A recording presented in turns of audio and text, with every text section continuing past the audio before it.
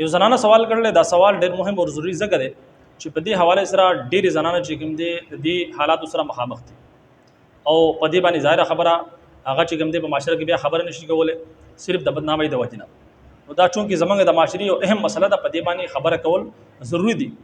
په دې باندې آگاهي ورکول ضروری دي او شرعي چې کوم نقطه نظر هغه د علماو ذمہداري جوړیږي چې په دې حواله سره خپل شرعي نقطه نظر چې کوم دي هغه ورکي چې داسې زنانه چې کوم حالات سره مخامخ دي هغه دغه حالاتو نه راوځي.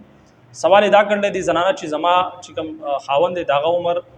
50 کال دی او زه چې کوم دي دغه دویمه خزیمه مخکې خزي لغه طلاق ورکړو، بیا د دویمه خزي په تور پر چې کوم دي هغه په نکاح کې هغه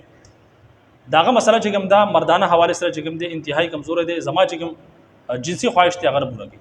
نو آیا په دې حالاتو کې زه وسوک ګوره په دې حواله سره دا خبره ضرور اوري چې څومره زمونږه نارینه دي الکان دي او دا په کار چې خپل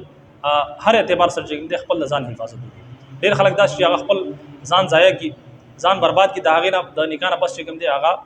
بیا نامرده وي، نو بیا چې کوم د خپل زنانه چې کوم دی هغه حقوق نشي ادا کولی. په دغه حواله سره یاد وساتئ چې کوم کسان داسې چې هغه ته پته چې یار زه د نکاح قابل نه یم، نو غوله دا پکار ده چې خپل ځان لومړی علاج وکړي، کې علاج دا نشي کېدی هغه انتهایی بربادي. نو په دغه صورت کې چې کوم دی هغه دی واده نه کوي ځکه چې د بلې زنانه د بلې تور سره چې کوم دی ژوندګي برباد، تاسو خپل ژوندګي برباد کړل لیکن د بلې تور سره چې کوم دی تاسو ژوندګي بربادوي. ټول مخکنه خبره خدا ده. د هغې نه علاوه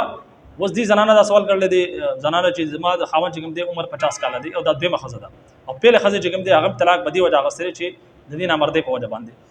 نو اول خدا په کار ده چې دې زنانه چې سوال کړل د مور پلار د دوی چې کوم خاندان والے دي چې نکاح کراو، نو هغه ته په کار دا و چې لومړی تحقیق کړی یي خو غټ عمر والا چې کوم دی غټ عمر والا کس ته چې کوم دی خپل لور ورکول ادا غینا بعد چې کوم دی هغه کس داسې چې هغه په یو وجه باندې چې کوم دی دغه زنانه طلاق اخیستې په هغې وجه باندې د هغې نه باوجود داسې کسره د خپل تور سري چې کوم دی خپل د لور خپل د خور چې کوم دی نکاح کراول دا یقیني طور پر ناسمجي ده، بلکې دا په هغو باندې ظلم دی.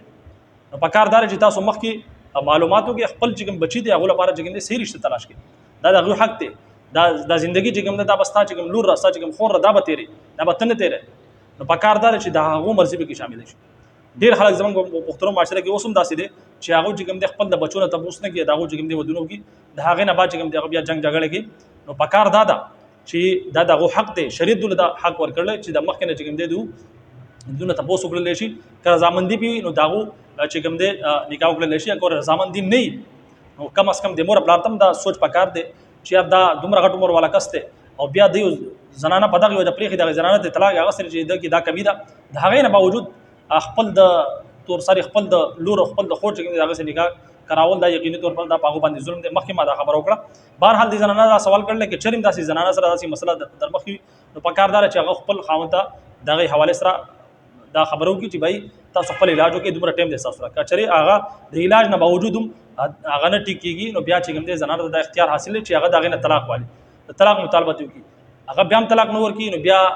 سلک ډېر مال چې کوم دی سره هم ورکړي د هغې په ذریعه باندې چې کوم دی خوله والی، او که بیا هم تاسو له د هغې په ذریعه خوله نه درکړي نو آخري سټپ چې کوم دی هغه بیا تاسو عدالت ته تللی شئ، د عدالت په ذریعه باندې تاسو چې خپل نکاح دی هغه ختمولی شئ،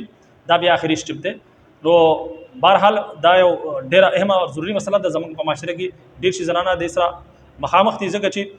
روزمره چې کوم دی موږ ته په دې حوالې سره داسې میسیج راځي، سوالات راځي چې زنانه په دې حوالې سره ډېر زیات پریشاني. نو په کار دا چې په دې حوالې سره موږ آګاهي ورکړو او زنانو ته چې کوم دی د هغو حق میلاو شي، څنګه چې د نارینه حق دی دغه شان دی د زنانه حق دی، دې ته حقوق العباد ویل کېږي. یاد وساتئ حقوق العباد چې کوم دي دا الله رب العزت په هیڅ صورت کې نه معاف کړي، دا د بنده حق دی. الله رب العزت مونځ معاف کړي، روزه معاف کړي، دغه شانتي زکات معاف کړي، لیکن دا چې د بنده حق دی کنه حقوق العباد دا په صورت کې نه معاف کړي چې تر څو پورې هغه کس ته نه معاف کړي. بهرحال الله رب العزت موږ تاسو له د دین اسلام صحیح سمجھ اور په هغې باندې د عمل کولو توفیق راکړي. اجازت راکړئ. السلام علیکم ورحمۃ اللہ وبرکاتہ.